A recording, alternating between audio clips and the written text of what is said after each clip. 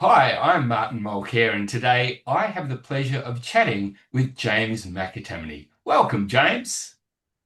Thanks, Martin. Great to be here. Thanks for the invitation. Now, we're really keen to hear about your non-business activities, but let's start with your day job. Well, day job.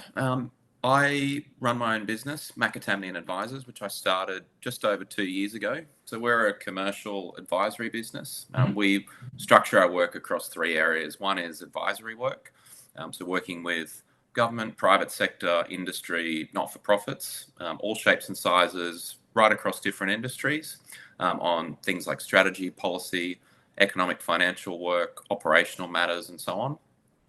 We then have a products area where we're looking to build and put new products out to market. We're soon about to launch the first one of those, which is a subscription-based commercial advisory service specific to small medium business in Australia, which we think is a really underserved market for that sort of support and accessible, sort of cost-effective support in that area. And then the third part of the business is we call it ventures. So that's where we go and partner with specialists out in the market, individuals and organizations where we think the combination of our capabilities has the ability to provide, some really distinct value for our clients. So that's our core business day to day. Wow, plenty of variety in your activities in your business world. So, take us through some of your musical interests, James. Well, it's something that's been very close to my heart my whole life, Martin. I play piano. I learnt piano from the age of 4. So grateful to my parents for getting me started in music. And I think, whether it's music or sport or some other activity, I think kids getting involved in extracurricular activities from a young age, I think is really formative. And for me, music absolutely was. So I learnt piano from a young age, right through school, participated in a bunch of different choirs, ensembles, theatre productions, bands. Through high school, joined the big band, the concert band. I think I was part of the liturgical band in high school for a fair few years. And then outside of school, Stedfords and competitions and so on, both as a soloist and then in groups and ensembles and duets and all of that sort of thing. So that was a really formative experience, and music's essentially part of who I am. It's very close to my heart, and through my adult life, I've carried that through mainly in the form of theatre. Done a lot of community theatre. I've been on production teams as a music director, as a creative. Also been in the orchestra pit. I've conducted orchestras and sort of led productions in that way, and I chaired a not-for-profit community theatre company in Sydney for a fair few years, as well as being involved as a committee member and a member of the organisation. So it's predominantly been music theatre how I've carried that through, but certainly music more generally and the arts is an area that's very close to my heart. Wow. So again, a wonderful variety of aspects of music that you've been involved in. So let's think about some of the skills, talents that you developed through your musical interests that have been applied in your business world. Give me one. Well, the first one I think that's really clear for me is teamwork and sort of what it means to, particularly in, say, if you're in an orchestra or a band or some other form of music ensemble, a choir maybe, what it means to sort of relate to other Mm. musicians, and that's very different to if you're doing a solo performance or something where you're a featured performer. If you're being accompanied, say, and you might be singing a solo performance with an accompaniment, that's very different to if you're playing as a member of an orchestra as a holistic piece. And there's something that I've always found really interesting in that. Obviously, like anything, it becomes clearer, the more life experience you have, and the older you get, and you can look back on it and go, oh, that was a really interesting lesson. But I think the teamwork element for music really comes down to it's not about being the loudest player necessarily. It's about a whole lot of different skills, listening, blending in with others. Really interesting concept in music, intonation. Yeah. Where if you're not playing a fixed tuned instrument like a piano, you might be playing a violin, for example, where you are on the strings. If you're not listening in with the rest of the orchestra, you might be a semitone or a quarter tone out from someone else, and you get dissonance. All of those sorts of things. So the piece around listening to others and dynamics and where you sit relative to that, for me, looking back on it, it was a really formative lesson. I played percussion. It was one of the things that I played in concert band at school. And percussion, most people I think would associate that with lots of loud banging and cymbals and crashing and whatever. But some of the best percussion parts are those that are really soft and quite subtle in a piece, and that can add drama or add emotion to what's being played elsewhere in the orchestra. So, that for me is probably the main one. And, I put it back into any situation, whether it's business or personal or whatever. There's a piece on how you relate to other people and working in a team and collaborating and all of those sorts of things.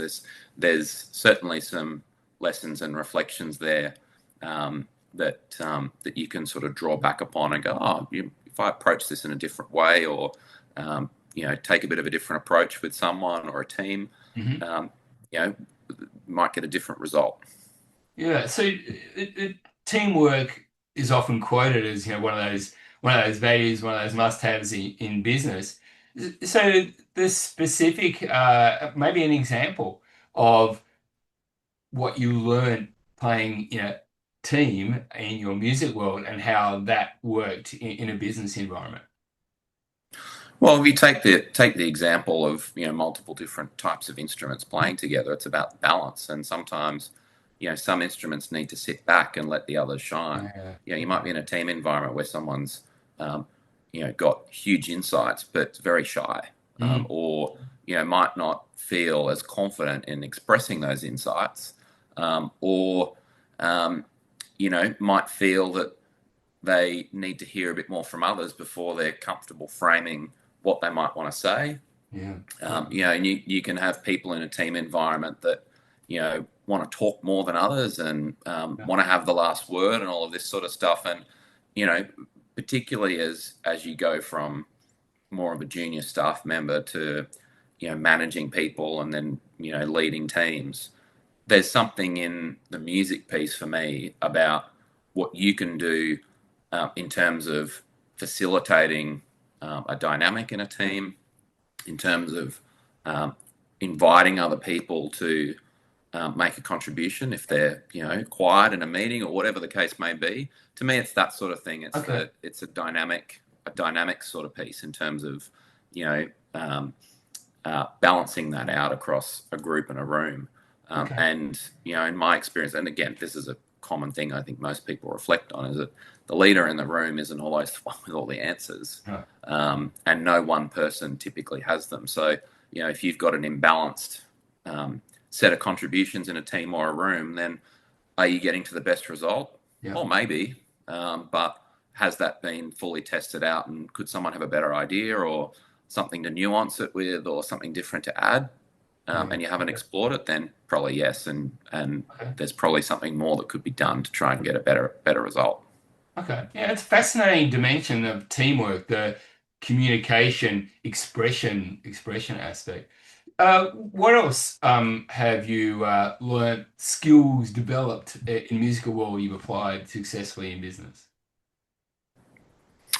I think if I reflect on my time, in community theatre, one of the things that I often think back on, and both the productions themselves, but also socially, and meeting people in the audience, and if you're working front of house and talking to people who've come and bought a ticket to the show and whatever, I there's something that for me in I just have met so many people that you would have never have met in an office, and working with clients. It's just was for me was a totally different uh, cohort, cross section of society, and made some fabulous friends along the way. Met a whole lot of different people. Had some really interesting experiences where you know.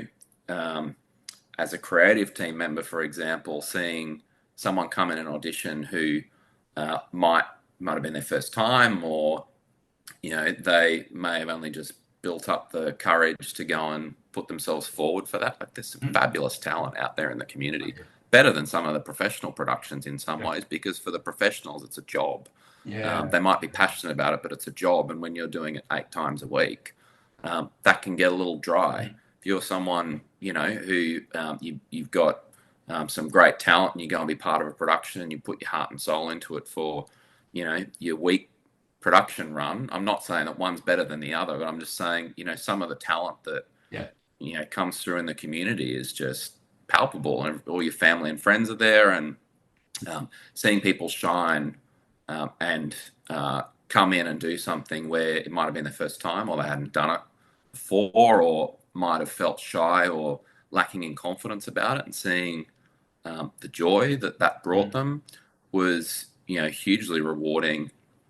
Equally, uh, there are a lot of situations where, for example, someone might have come and shared something with me, seeking advice, or a fair few times where several different people really opened up about some pretty Mm. challenging stuff, because they felt safe, or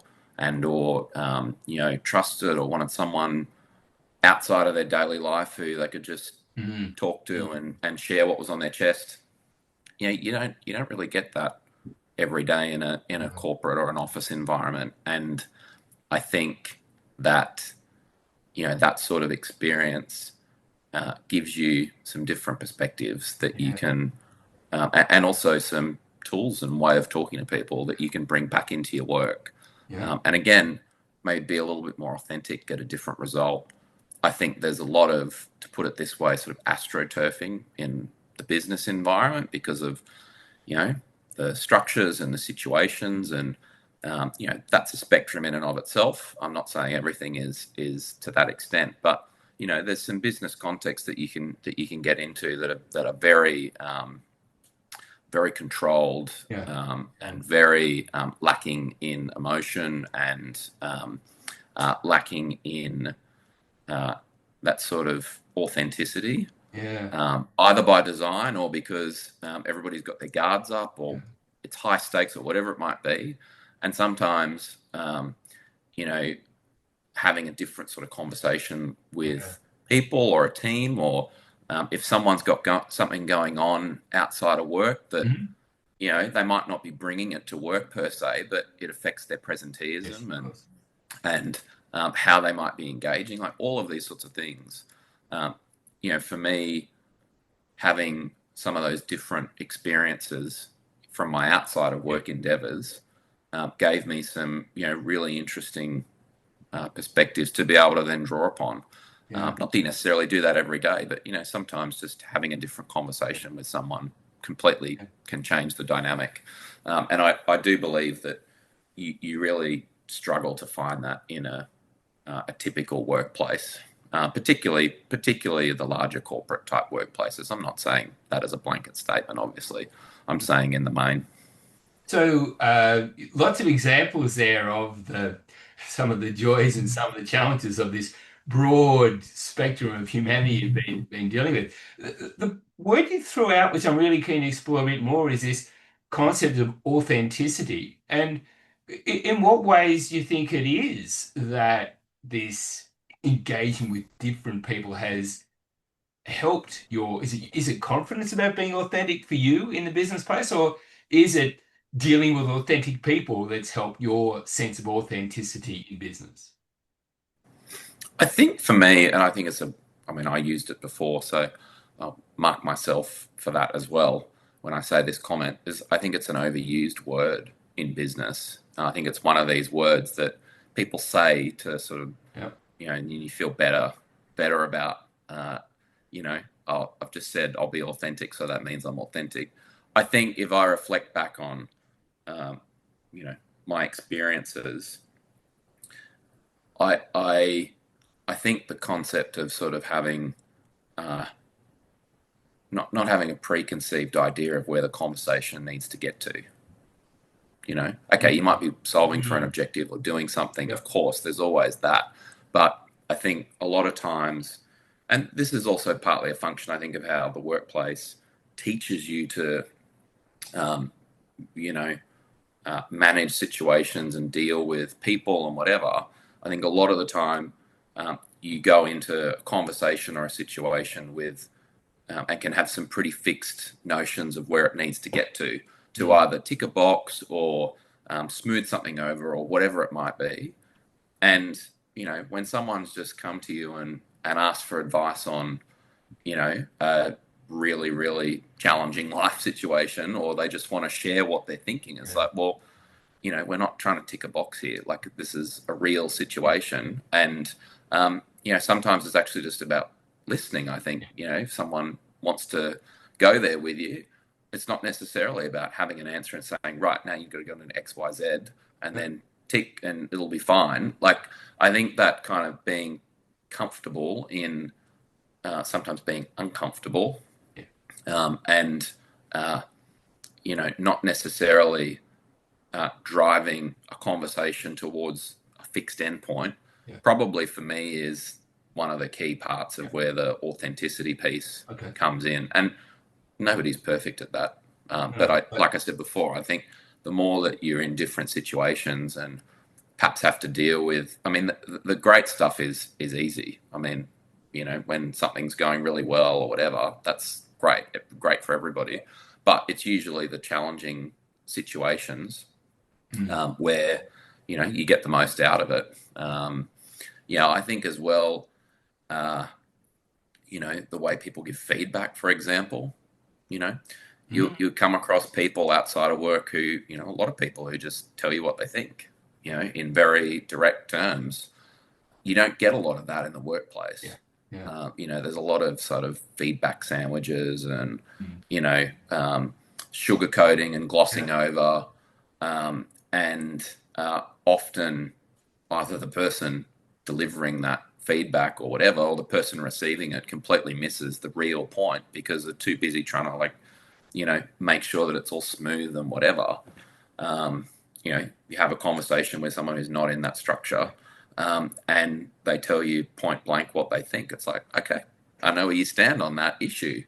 Yeah. And again, like, not that you then go and necessarily deal with everybody like that. But again, I think it's just a different set of experiences where you can go, okay, yeah, that's how some people think and operate. And, if I think back on my time in business, there's plenty of situations where a frank conversation would have been far better than, the beating around the bush and the trying to make sure everything's okay when there's an issue. And it's like, let's be frank about the issue. Frank, respectful, but direct, and go, let's identify it, let's talk about it, and then let's find a way through it, as opposed to the, going around the mulberry bush. So that's probably the other piece. And I think both of those sort of go hand in hand in a way. All right. So, Um, so Joe, very, very wise advice then about the power of just listening in some circumstances, but in others being willing to give, and the power, in fact, of uh, frank, frank conversations. So the other dimension I wanted to explore today, I understand that at an early age you had some involvement in your family's business and a very different type of business. So just quick, you run through a little bit about the family business and what you learned from that experience. well, I did grow up in our family business, Martin, and uh, Dad and Mum started that business off. Dad started it off on the back of a fishing boat in the 1970s, and fished his way up the Queensland coast and built a business which then grew into a trading and a marketing business for a group of fishermen, prawn fishermen primarily, and then that expanded into other lines. Um, and um, and Dad and Mum have worked in that business basically their whole lives. Mum built a providoring business up alongside that, and has also then since the formation of it's called Independent Seafood Producers. Since the formation of ISP has been part of it as well. She runs all of the finance and accounts today. Has done for many years. So Mum and Dad sort of built that business off. My brother Sean now runs that business day to day, and our whole family is it's part of our lives. So as a kid, a lot of afternoons after school, I'd go back to the office before everybody went home and did my homework in the office. And most school holidays, I worked in the business. Yeah. And I think pretty probably fair to say I did most jobs in my time there. It was cleaning the floor in the factory or serving customers in the retail shop or peeling prawns. I think one day I think I was probably 10 or 11. I think I packed out about a ton of cuttlefish heads. That was fun. Um, and learnt the bookkeeping and all that sort of stuff. So I think just the osmosis of Yeah. being in that environment Sure. was, really formative, And and something I carry with me today. so, James, not many actuaries with that much experience in the seafood business. So, again, what's one thing you learned growing up in that environment that has been helpful in your business world? I think the ability to straddle and be resourceful. Yeah. And if I look at what Mum and Dad did starting the business off, and it was built from nothing essentially. Mm. You can't just sit and preside and direct everyone around. Like when you need to get on the floor, you get on the Yeah. floor. And the sort of straddling of the business side and the market and the business development and the operations and the logistics and all the rest of it. Like, it's a complex business. Yeah. It's wholesale, it's export, it's distribution, it's retail. Um, it was again, at the time probably didn't process it this way, but looking back, um, the notion of a portfolio and how a portfolio works. Mm. Mm. There's it's a portfolio of different lines of business, and Yeah. they operate independently and together. And the way the business is structured and works and is managed is a portfolio. And I mean that's a key principle in risk management, isn't it? So Sure. looking back in hindsight, it was a really formative experience in risk management. Yeah. Having the retail shop there with loyal customers who come back week after week, is really important to the business. As is when there's lobsters that come in for export, and it all adds up together. So I think I don't think it was one thing in particular. I think the osmosis of obviously being a young person in that environment, and hearing the conversations, that would happen in the office and on the factory floor. And, again, at the time, was I processing at this level? Of course not. But, Mm. the totality of that, and certainly looking back on it, was very formative and gave me reference points and principles that, I still think about and draw upon today. Yeah, I'm sure that some of those principles, at such a formative age, would be so well embedded that it would be really helpful for your many business clients to hear that well-grounded advice. James, it's been a pleasure chatting. What's thinking about those experiences, diverse experiences, what's one piece of guidance or advice you have for the viewers and listeners today? just go and get involved in something. Get out of your day to day. Go do something interesting. Who knows? You might love it. Yeah. I've just started playing bridge, and I Oh, love it. Um, uh, Maybe I'll start knitting too while I'm playing bridge. No, I'm joking. No, just go do something. Who you might meet, what you might learn. You probably make some great new friends. Probably meet people who you haven't met before, and yeah, just enjoy it. And what will come from that, again, certainly in my experience, what's come from that is not only great pleasure, but things that you can then draw back into your life, whether it be business or personal. yeah, yeah. All right, go and do it. Find something and please enjoy it. Great chatting Thanks, today, Martin. James. And I'm sure the viewers, listeners, will learn a great deal from your many experiences. Thanks again. Thanks for having me.